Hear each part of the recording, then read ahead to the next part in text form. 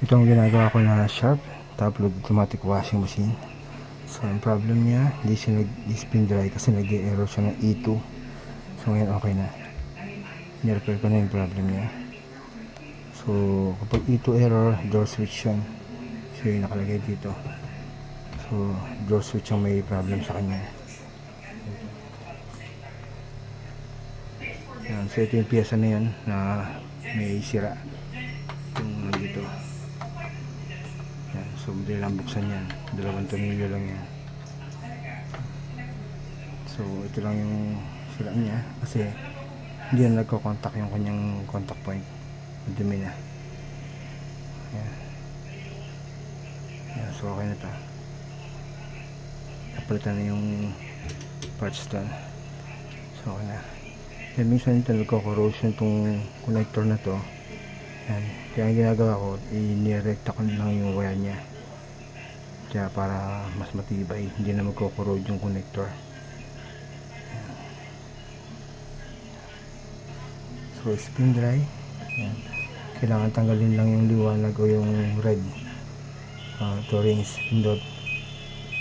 Yan, hanggang sa mawala yung red, meaning wala na siyang time. So spin dry na lang. Start.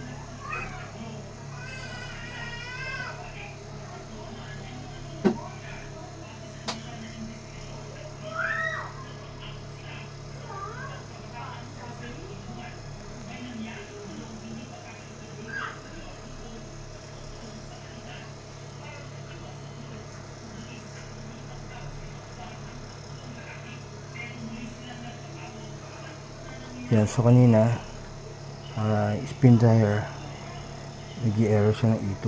So ngayon okay na yan, wala nang error yan kasi nga napalitan na yung piyesang sira. So yung door switch dito yan.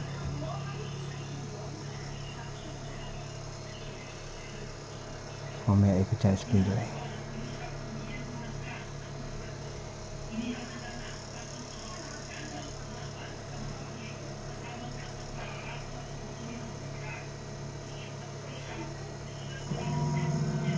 Yan, so umigot na siya, spin dry.